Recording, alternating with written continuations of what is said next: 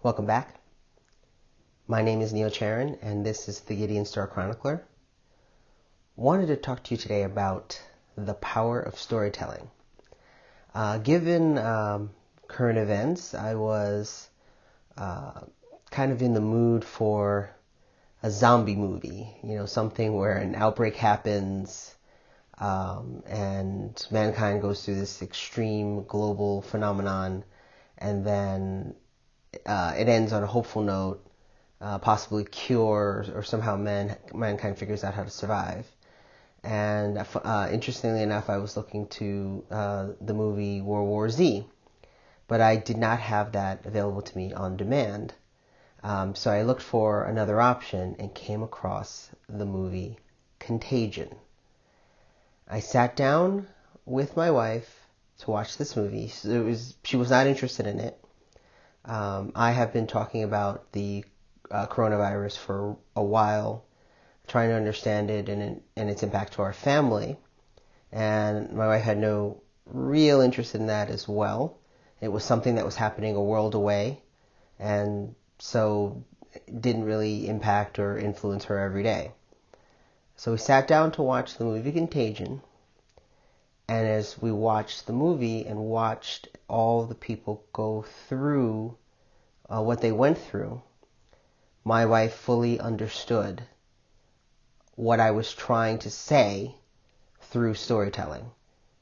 And I was floored. I was floored because this movie was something that I just was, obviously these events were on my mind. I was hoping to find something hopeful.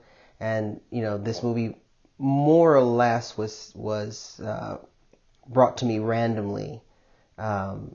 And it had such an important influence.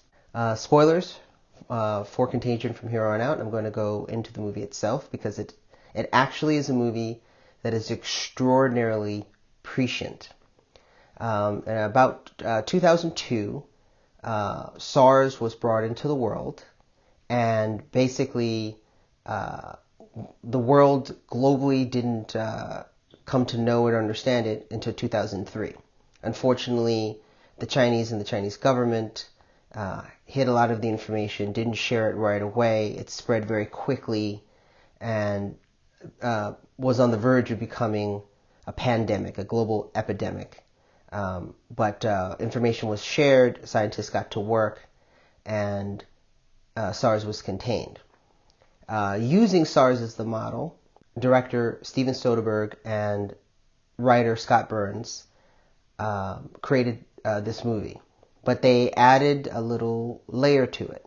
The virus came from an animal, which went from animal to human contact and then human to human contact and transmission, and also, like SARS, mutated and transformed to become more deadly. But they wanted a different aspect, something that truly could be harder to contain and would lead to be a global pandemic. And their answer for that was a bat eats a piece of fruit that's now infected with this novel virus. It's ingested by a pig. That pig is being tended to by a chef who does not wash his hands when he greets Gwyneth Paltrow, and she becomes our patient zero. Like the coronavirus, this virus in the movie is contagious before symptoms show, whereas SARS is a little bit closer to the flu, where you're more contagious when symptoms show. So that's one aspect that makes it very, very prescient, and spreads very quickly human-to-human contact. The only difference is that the coronavirus has an incubation period of up to 2 weeks, whereas the virus in the movie seems to, about the third day, be kind of fully cooked in your body and your body start to have immune system reactions. And then, unfortunately, it leads to death. And also in this movie, The death rate's about 20% of the population, and currently coronavirus is estimated to be about 2% of the population. So there's, subtle differences or maybe some liberties for Hollywood, but otherwise it is extraordinarily prescient. But more importantly, not going through just the human aspects, but showing us the scientists and all these heroes going through this, fighting just to find a cure, fighting to create a vaccine, fighting to slow the contagion, and discovering all the mysteries behind it. And it's actually truly wonderful. There's even basically an internet troll and a villain played by Jude Law, which is just absolutely, I believe the movie's 2011, but it's absolutely not dated at all to today. I mean, it is really today. Twitter followings and blogs and basically spreading misinformation. It's completely prescient. It's absolutely amazing and really illustrates the power of storytelling. I'm going to sort of jump around a little bit to discuss the movie because there's a lot going on. I'm going to start with the character that Marion Cotillard plays because I think it's easier to start with her. I believe she's with the WHO, the World Health Organization, and she's basically investigating patient zero, who he or she might be, where it comes from. They confirm it's Hong Kong, and she basically discovers that it is indeed Gwyneth Paltrow. So to walk back a little bit, the movie starts on day 2, not on day 1, and it focuses on Gwyneth Paltrow, and she's had an affair. She's a married woman, married to Matt Damon, and I also apologize about this. One of the wonderful aspects of this movie is that they put some amazing actors in it, and I genuinely only remember the actor's name, not the character they play. I believe Lawrence Fishburne is as Dr. Cheever, and Kate Winslet is Dr. Mears, and there's a Dr. Sussman. Gwyneth Paltrow's last name, I don't remember actually her first name, her last name of character is Emhoff, as well as Matt Damon is Emhoff. So I apologize for that. I'll be using the actor's name because that's the way the recall works, at least for me. So Gwyneth Paltrow's character is the one that we're first introduced to. She's sick. We're immediately given information that she's had an affair. And for a good portion of the movie, you're thought that the actual patient zero, or how she got sick, was from the affair that she had. So that she had an affair with a man who somehow got sick, and that we'd find out maybe through his story how that happened. But no, actually it was her. She was in Hong Kong for business and met the chef, and he shook hands with her, and his hands basically weren't clean, and they make a point in the movie that we on average touch our face 3,000 times a day. So she at some point touched her face and became infected. And then it goes through on day 2, there's a man on a boat who we see sick, another woman who's kind of like a model we see sick, and then they show you later in the movie that they were basically at that Hong Kong casino and restaurant, and the waiter touched, the man on the boat was a waiter who touched Gwyneth Paltrow's glass, and the woman, the model woman was touched her phone, and there's certain there's certain points where they focus shots on touch. So Gwyneth Paltrow hands her credit card to a bartender, and we focus on that exchange. Later, a man gets sick on a bus, and we focus on his hands being touching the pole. So things of that nature.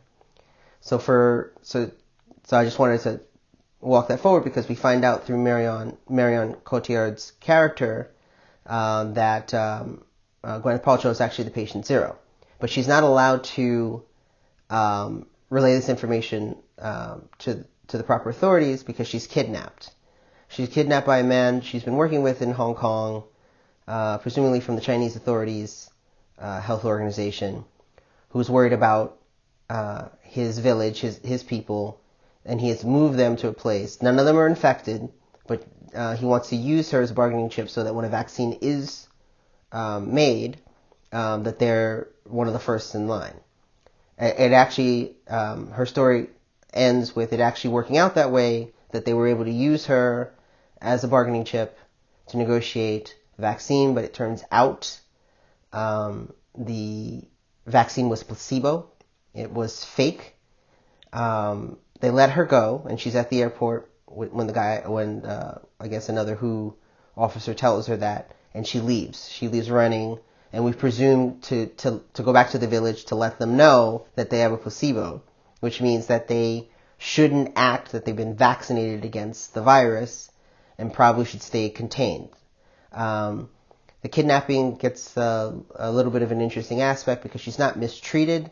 And then when we catch up with her later, she seems to have been engaging with, particularly with the children, but engaging with her captors.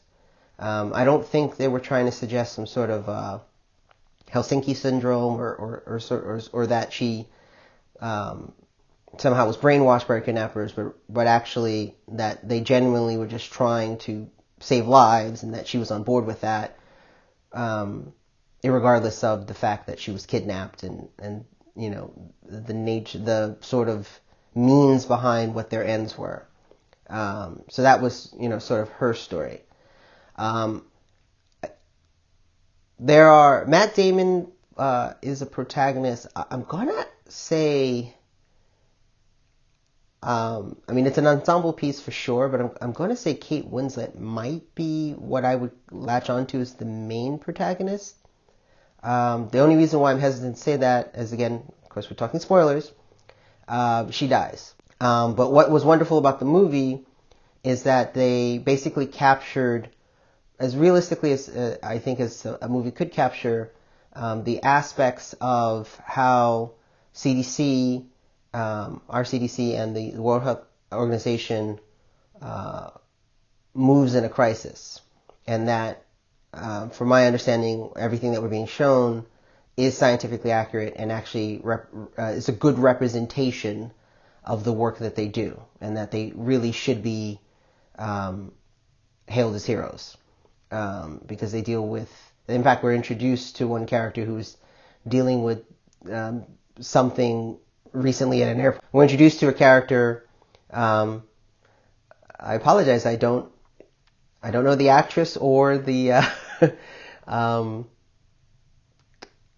or the person's name. So we're introduced to a character who works for the CDC, is a prominent scientist of the CDC, and she was working late, just coming off of another case when she's brought in on this one by Lawrence Fishburne's character, Dr. Cheever.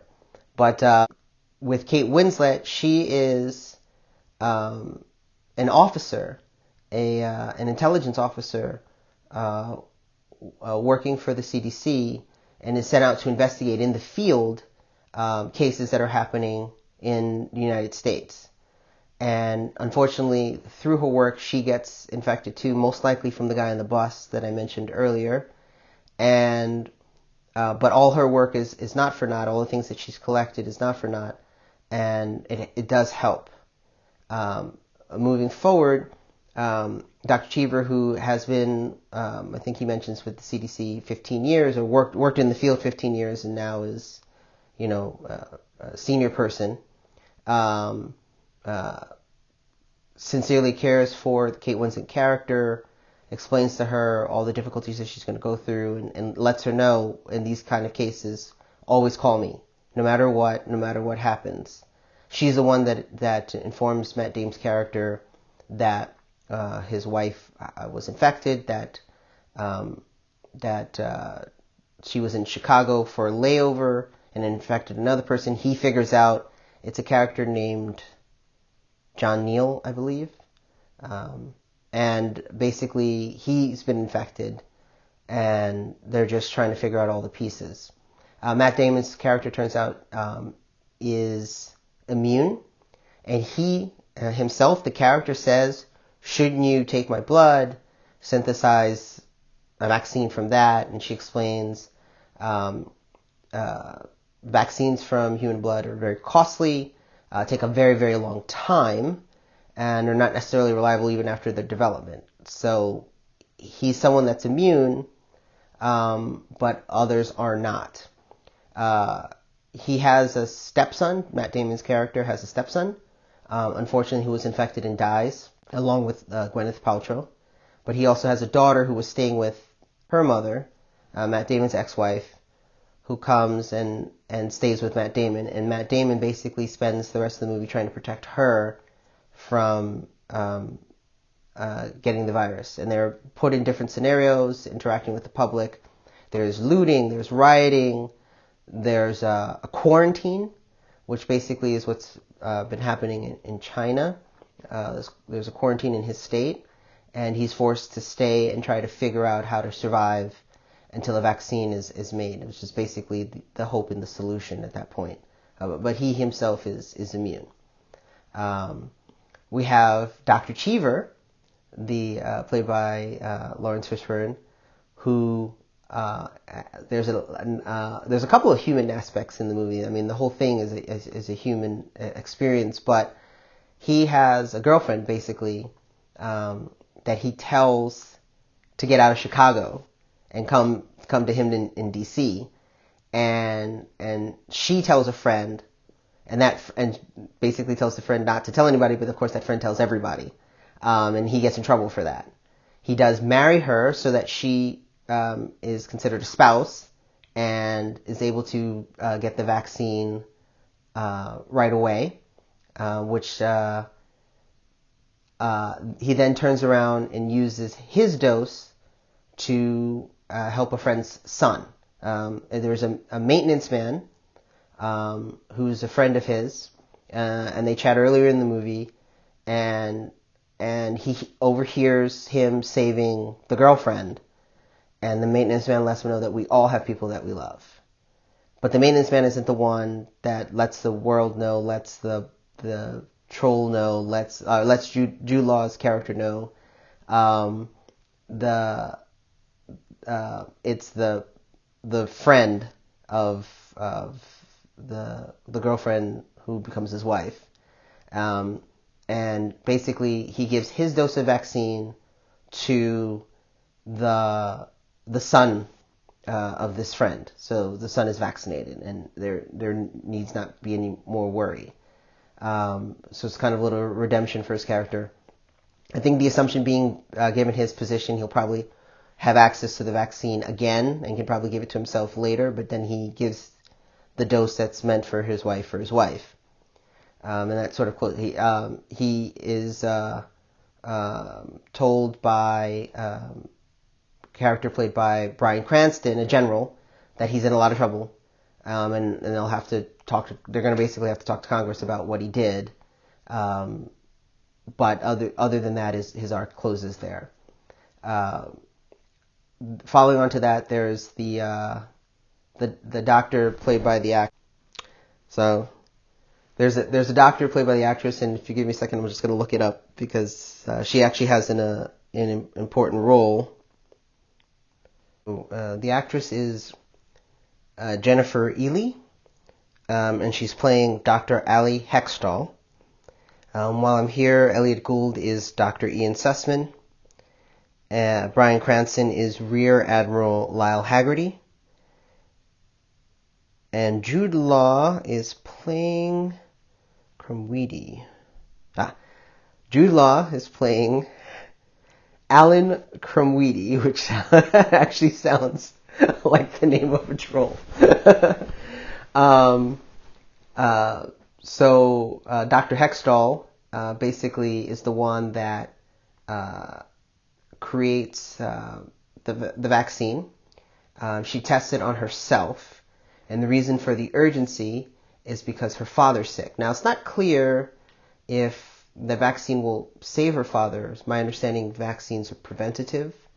But she's able to see him without worry and let him know, and he's very proud of her. Proud that she found the vaccine, and starts to cry. And she asks him why he's crying, and it's because he realizes she's probably going to win a Nobel Peace Prize for discovering the vaccine. The vaccine was the ability for the vaccine to be created was aided by Dr. Sussman, who was ordered by the CDC to destroy the samples. And before he destroyed, he was going to do it, but before he destroyed the samples, he wanted to try one last thing. Apparently, the ability to grow the virus in a large quantity basically would allow scientists to play around with it, which is what aids in the creation of the vaccine. If you're not able to create the virus in a large quantity, unfortunately, it delays the ability to create a vaccine. So Dr. Sussman wanted to try one more thing before he destroyed his samples. It turns out what he tried does work, and that's what aids in the eventual creation of the vaccine. And it's kind of just showing how a global disease like this needs a global effort to stop it. It needs the world, the cooperation of the world, everyone working together, free information to really make it work. Which leads me to Jude Law's character. Jude Law is a snaggletooth troll who has 12 million followers and is using them and his platform to push fear, but more importantly, to enrich himself. And that basically is what leads to his downfall. He helps a hedge fund guy make investments that will be profitable in the stock market. And he basically pushes this like homeopathy thing. He claims he's been infected, and that if he's fine the next day, then this thing actually works. And he was never infected. It was a complete lie, a sham. And he used that to push this product that he basically made millions of dollars off of. That really wasn't a cure. Worse than that, it was his intention to make sure that people actually didn't get the vaccine, and that he was going to push and push and push that the government was lying to them, and basically convince them that the vaccine was a sham and that his thing was the real deal, which would probably lead to more deaths. And obviously, if you think that you have something that's cured you, you're going to walk around in public and possibly give it to other people thinking that you're cured. So he was a real actual threat. The main villain of the movie obviously is the virus, but in terms of a sub-villain or an arch-villain, I think I mentioned in a prior video, arch-villain versus Arch-Nemesis. He's the one that's actively spreading these things for his own profit, with his own motives and his own ideas. So the problem is that he's not wrong. For instance, he's the one that outs Cheever about helping the girlfriend and not other people necessarily, or making sure that everyone has equal information. He isn't wrong, which is what the problem is in the way that his particular brand of evil works. But he uses these truths to then spread lies. It's a basis to basically build trust that you can then spread lies and propaganda, which is very true to today. Again, this movie is so prescient, it's ridiculous. It's so relevant, it's ridiculous. It's so important to date, it's ridiculous, and doesn't seem to be dated. And it's a very human, real story. I highly recommend it, along with, an understanding of how these viruses work, and possibly we all taking it more seriously about washing our hands and being more conscious of each other and how we interact with each other and how better to take care of each other. We really need to work on, as we build a community, taking care of each other. This storytelling just absolutely brings all of this to light, and it's fantastic. I highly recommend it. If you can get a chance to watch it, you can. I believe it's on Cinemax right now, streaming, and any other opportunities you have, gather friends and family, make it a discussion. There's so much we don't know, but at the end of the line, there is hope. When we're just holding on to all these heroes, these scientists, to be our heroes, to eventually find this vaccine. So for both the movie and for real life, I think this did exactly what it was supposed to do, and this is what every writer should aspire to, and what every audience member / reader / basically people being story told to wants as well. And I think it's a wonderful example of this. This is how we're going to fight climate change. This is how we're going to just move. It's everything that I believe in. I believe that storytelling will move us in such a way that it will change us all for the better. And this movie is a perfect example of that. I hope you enjoyed this video. Please like and subscribe. If you'd like to support me or this channel, please consider purchasing my novel, Gideon Star, The Shields of Gideon Prime. And until next time, keep writing.